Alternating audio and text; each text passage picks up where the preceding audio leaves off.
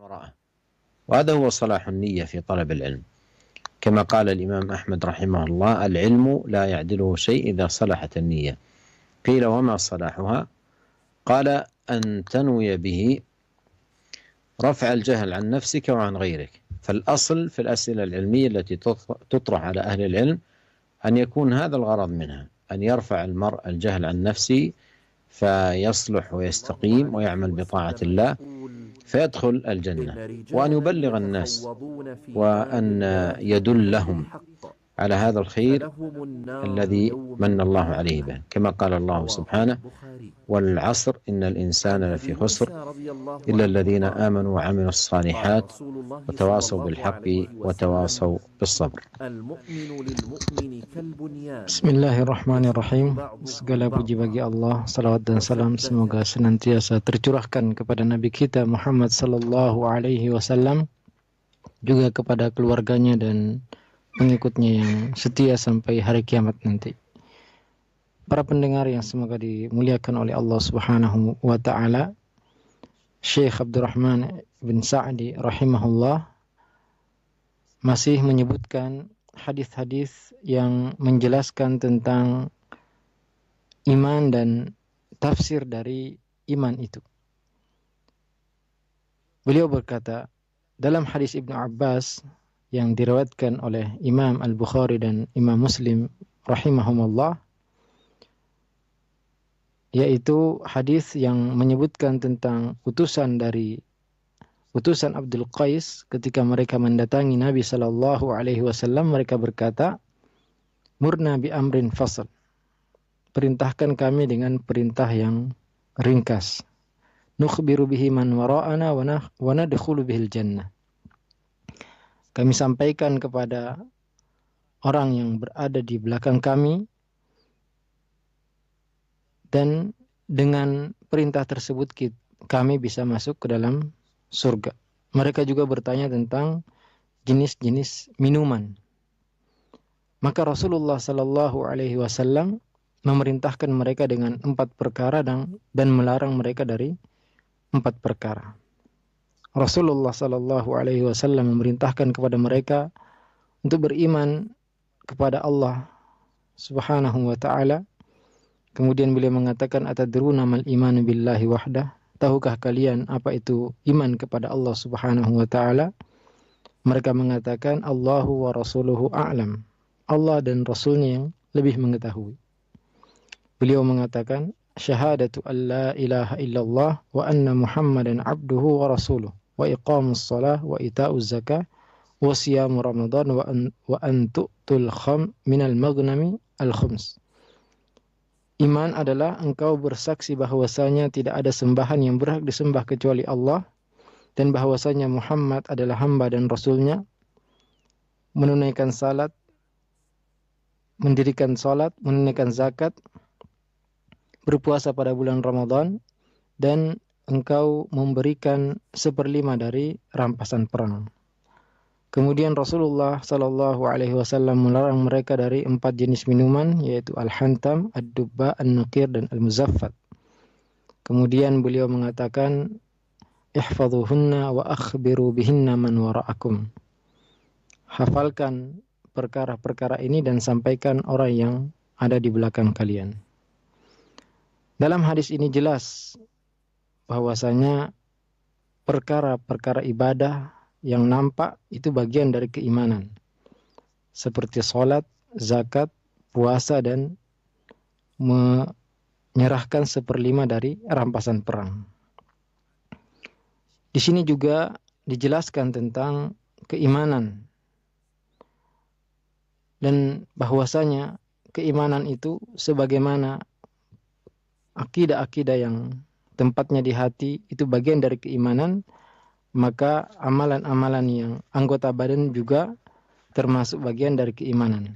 Maka segala yang mendekatkan kepada Allah Subhanahu wa taala, baik itu perkataan, perbuatan, atau keyakinan, maka semua itu bagian dari keimanan. Hadis ini adalah hadis yang sangat agung, yang terkenal dengan hadis Wafdu Abdul Qais, utusan Abdul Qais, yang mana dalam hadis ini disebutkan bahwasanya mereka datang kepada Nabi sallallahu alaihi wasallam Dan disebutkan pula dalam hadis ini bahwasanya di antara mereka, antara tempat tinggal mereka dan tempat tinggal Nabi Shallallahu Alaihi Wasallam ada orang-orang kafir dari kabilah Mudhar yang mereka tidak bisa untuk datang kepada Rasulullah Shallallahu Alaihi Wasallam kecuali pada bulan-bulan haram.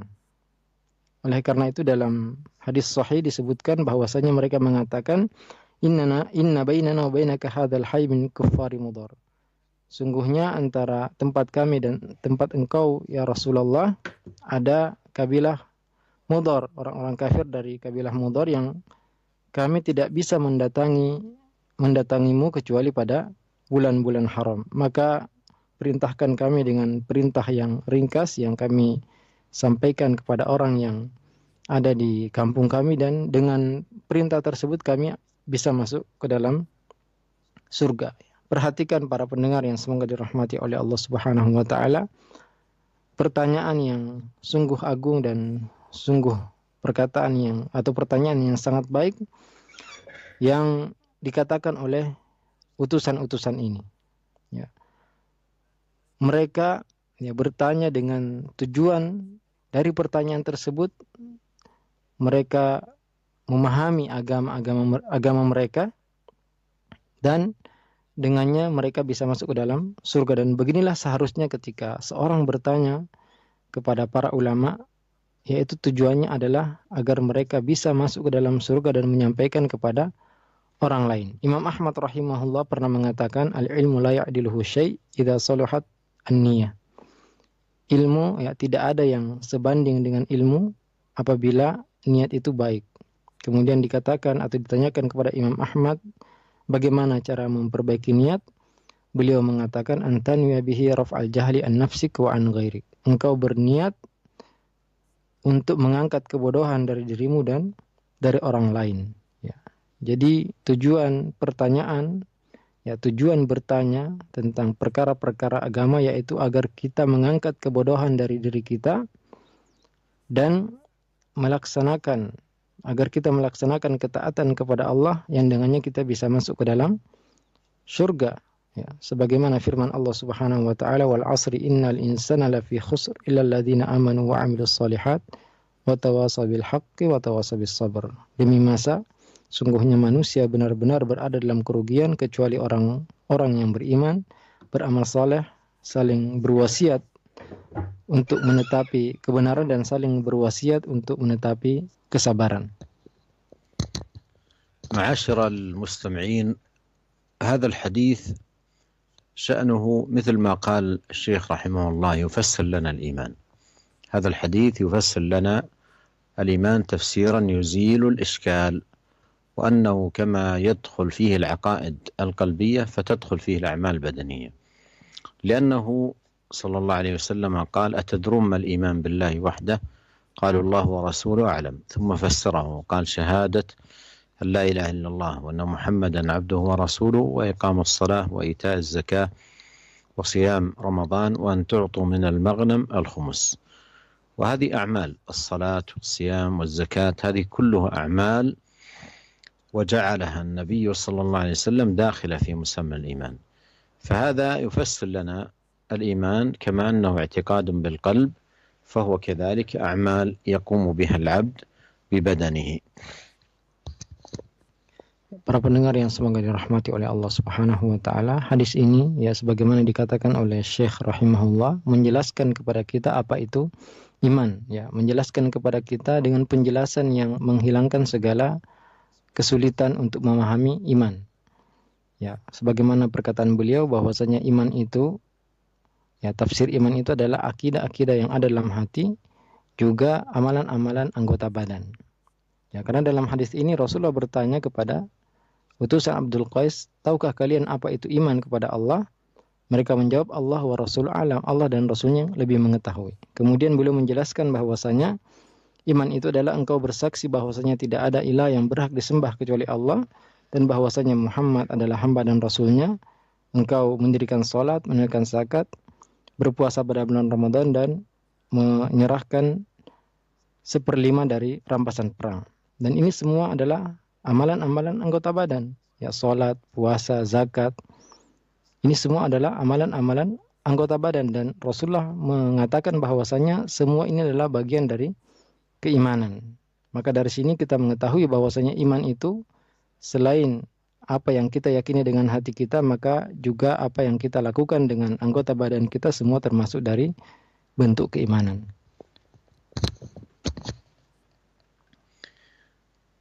وهذه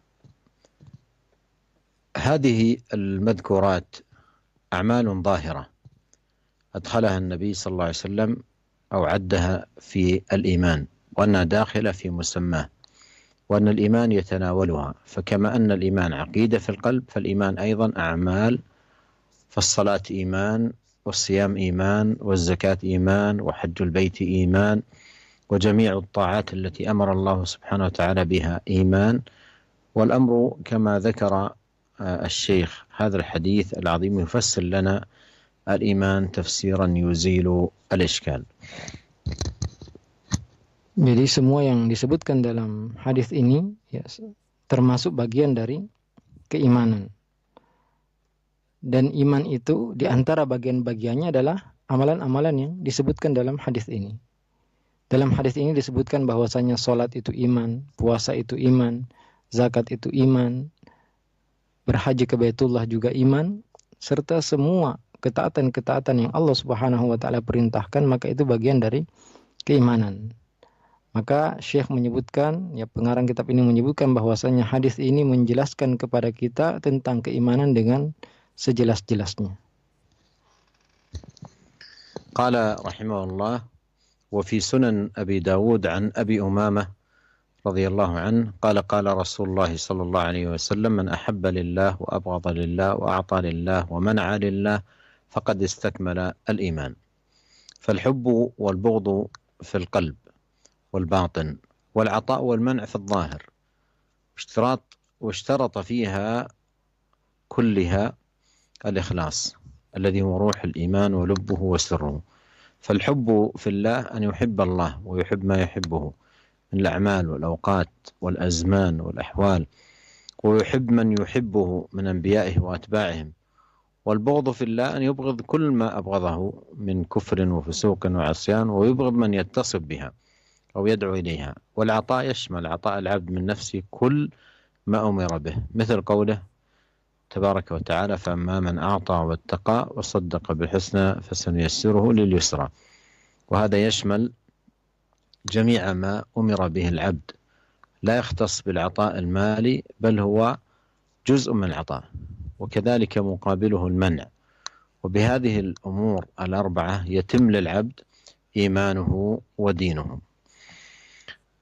هذا الحديث الذي أورده رحمه الله تعالى أيضا حديث عظيم في من الأحاديث العظيمة المفسرة للإيمان، وأن الإيمان يتناول ما يكون في القلوب ويتناول ما يكون على الجوارح وما يكون على الجوارح من أعمال.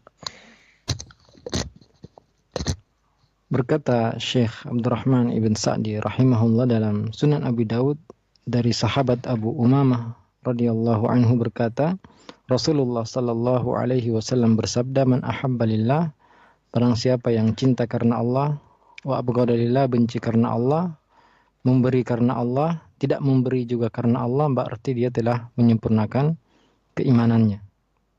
Cinta dan benci itu tempatnya di dalam hati. Begitu pula memberi atau tidak memberi itu adalah amalan yang nampak. Dan semua amalan ini disyaratkan ikhlas kepada Allah Subhanahu wa ta'ala yang merupakan ruh dari keimanan. Juga inti serta rahasia dari keimanan itu. Cinta kepada Allah yaitu mencintai Allah dan mencintai semua yang Allah cintai. Dari perbuatan-perbuatan, waktu-waktu, keadaan-keadaan, dan mencintai semua yang Allah cintai dari para anbiya dan pengikut-pengikut para nabi tersebut. Benci karena Allah yaitu membenci semua yang Allah Subhanahu wa ta'ala benci, dari kekufuran, kefasikan, dan segala jenis maksiat. Juga membenci orang yang melakukan perbuatan-perbuatan tadi atau mengajak orang lain untuk melakukan perbuatan kekufuran, dosa dan maksiat. Kemudian al-ata, yaitu memberi, di sini mencakup semua yang Allah Subhanahu wa taala perintahkan untuk diberikan. Sebagaimana firman Allah Subhanahu wa taala, fa amma man a'ta wattaqa wa saddaqa bil husna fasanuyassiruhu lil yusra. Dan adapun orang yang memberi dan bertakwa kepada Allah, dia membenarkan,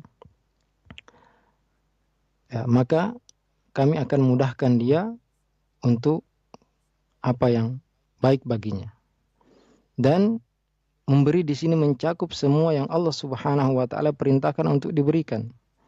Tidak khusus memberi dengan harta, akan tapi itu adalah salah satu bagian dari pemberian yang diperintahkan.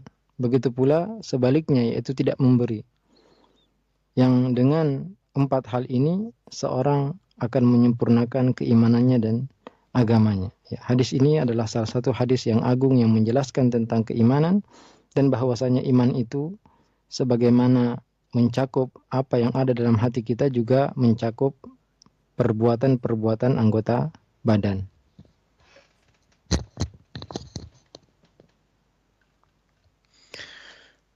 قال رحمه الله تعالى: وكذلك ما رواه الترمذي والنسائي من حديث أبي هريرة مرفوعا: المؤمن من أمنه الناس على دمائهم وأموالهم، يدل على أن الإيمان الصحيح يحمل صاحبه على رعاية الأمانة وينهاه عن الخيانة حتى يطمئن الناس ويأمنوا على أنفس الأشياء عندهم وهي الدماء والأموال.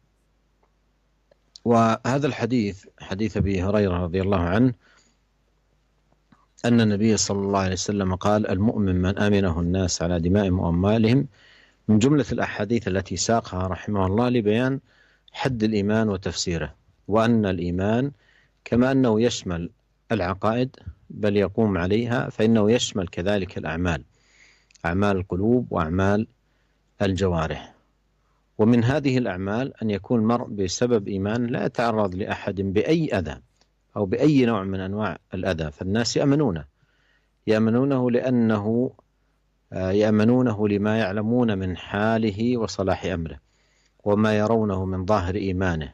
أما باطن الإيمان الذي في القلب لا يطلع عليه أحد، لكن لما يرون فيه من أثر لهذا الإيمان وأثر لصلاح القلب فإنهم يأمنونه. قال: المؤمن من أمنه الناس على دمائهم وأموالهم.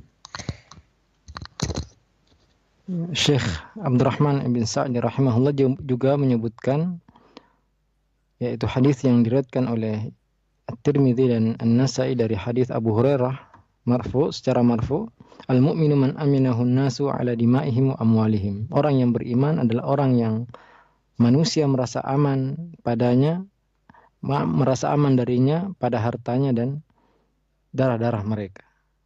Hadis ini menunjukkan bahwasanya iman yang benar akan membawa seseorang untuk menjaga amanah yang dibebankan kepadanya.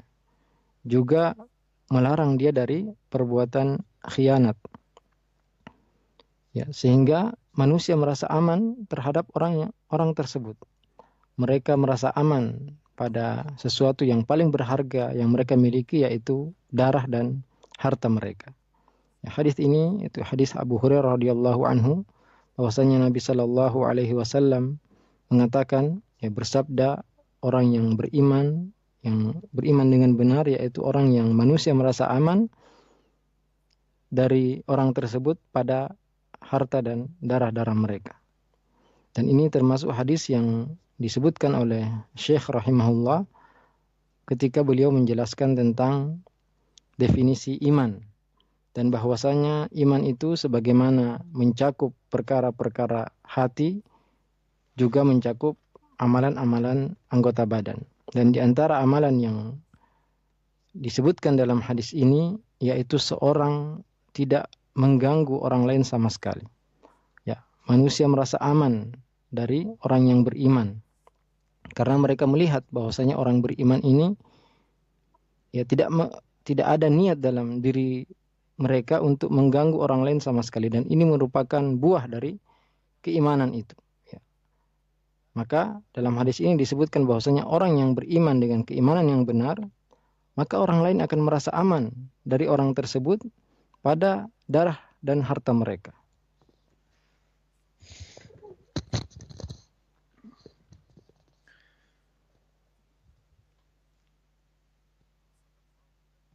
قال الشيخ رحمه الله تعالى وهو يعدد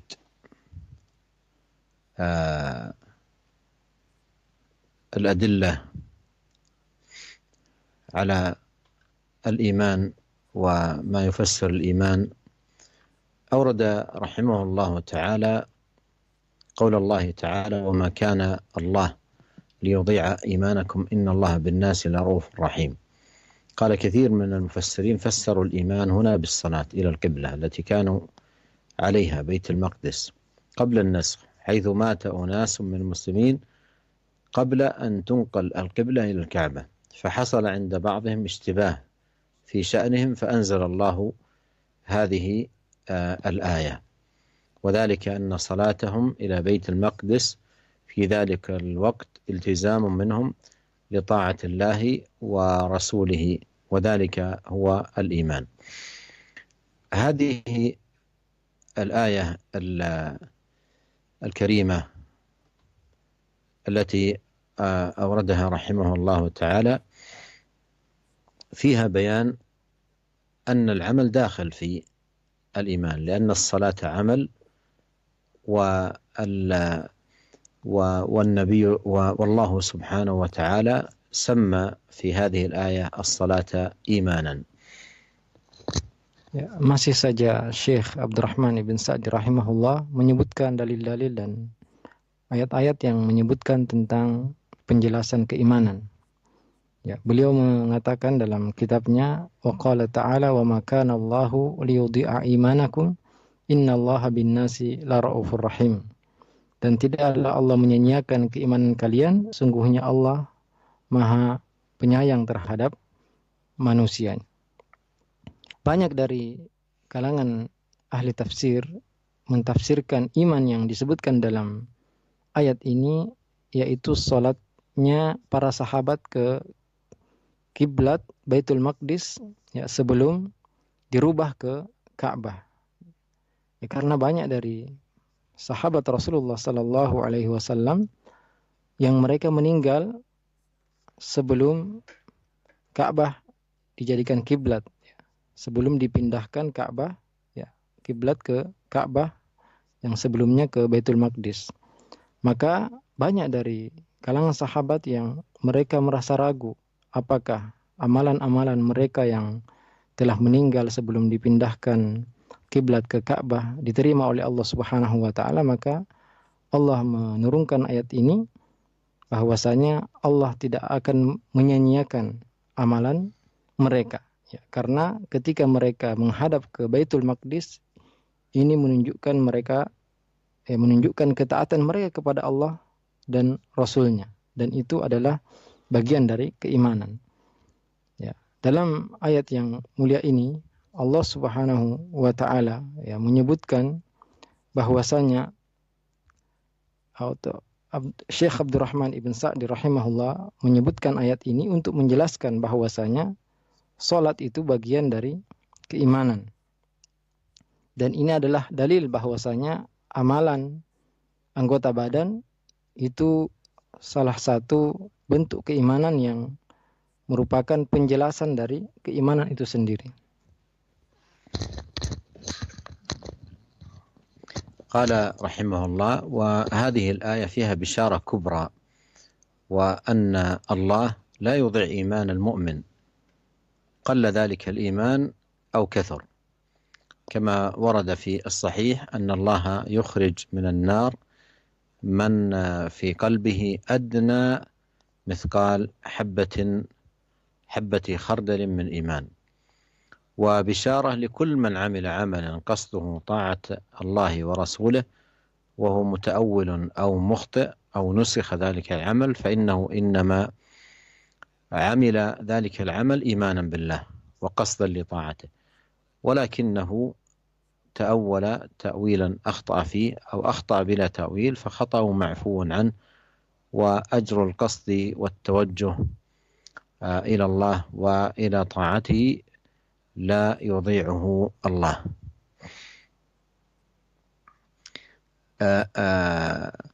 لكن ينبه هنا إلى أن البدع المحدثة حتى وإن صح قصد المرء فيها وصلحت نيته، فإن هذا لا يشفع له في قبول العمل، لأن العمل لا يقبل إلا بشرطين: بالإخلاص للمعبود والمتابعة للرسول صلى الله عليه وسلم.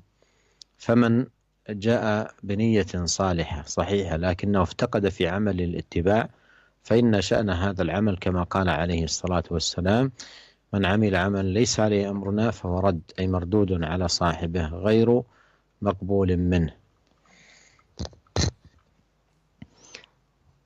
Ya, Syekh Abdurrahman bin Sa'di rahimahullah menyebutkan bahwasanya ayat ini adalah kabar gembira yang sangat besar bagi orang-orang beriman, dan bahwasanya Allah tidak akan menyia-nyiakan keimanan mereka sedikit pun, baik iman itu sedikit ataupun banyak, ya, sebagaimana dalam hadis sahih disebutkan bahwasanya Allah akan mengeluarkan dari neraka barang siapa yang punya ya sedikit sekali keimanan, ya, walaupun keimanan yang sangat sedikit itu akan dikeluarkan oleh Allah Subhanahu wa taala dari neraka. Ya, barang siapa yang punya keimanan walaupun sangat sedikit akan dikeluarkan dari neraka oleh Allah Subhanahu wa taala. Juga kabar gembira bagi orang yang melakukan amal soleh, ya, yang berniat untuk taat kepada Allah Subhanahu wa taala, akan tapi dia salah dalam amalan tersebut, atau amalan tersebut ternyata telah dihapus, ya, sebagaimana perbuatan para sahabat.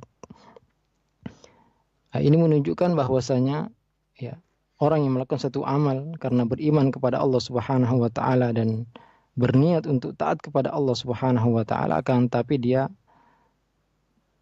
menafsirkan dengan tafsiran yang salah, maka kesalahannya tersebut akan diampuni oleh Allah Subhanahu wa taala karena niatnya yang baik.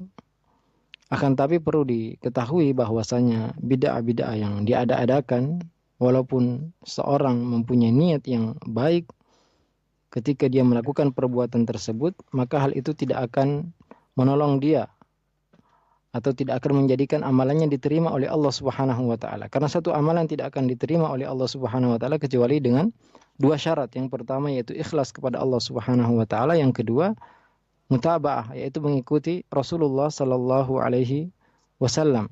Maka barang siapa yang beribadah dengan niat yang soleh, niat yang ikhlas, akan tapi dia tidak mengikuti Rasulullah sallallahu alaihi wasallam, maka tidak akan diterima amalan tersebut. Sebagaimana sabda Rasulullah, "Man amila amalan laisa alaihi amruna fahuwa radd." Barang siapa yang melakukan satu amalan yang tidak ada perintahnya dari kami, maka amalan tersebut tertolak. Qala rahimahullah ta'ala: ولهذا قال الله عن المؤمنين: ربنا لا تؤاخذنا إن نسينا أو أخطأنا. قال الله على لسان نبيه صلى الله عليه وسلم: قد فعلت. وفي الحديث الصحيح: إذا اجتهد الحاكم فحكم فأصاب فله أجران، وإذا أخطأ اجتهد فأخطأ فله أجر واحد وخطأه مغفور له. وكذلك من نوى عملا صالحا وحرص على فعله ومنعه مانع من مرض أو سفر أو عجز أو غيره، كتب له ما نوى من ذلك العمل، كما ثبت ذلك في صحيح مسلم من حديث أبي موسى مرفوعا: من مرض أو سافر كتب له ما كان يعمل صحيحا مقيما، ويدخل في ذلك من أقعده الكبر عن عمله المعتاد. ونكتفي بهذا القدر، نسأل الله سبحانه وتعالى أن ينفعنا أجمعين، وأن يجعل ما نتعلم حجة لنا لا علينا، وأن يصلح لنا شأننا كله، إنه سميع قريب مجيب. Para pendengar yang semoga dirahmati oleh Allah Subhanahu wa taala. Allah Subhanahu wa taala mengajarkan kepada kita satu doa yang disebutkan dalam Al-Qur'an, Rabbana la tu'akhidna in nasina aw akhtana. Wahai Rabb kami, janganlah Engkau hukum kami jika kami lupa atau kami salah.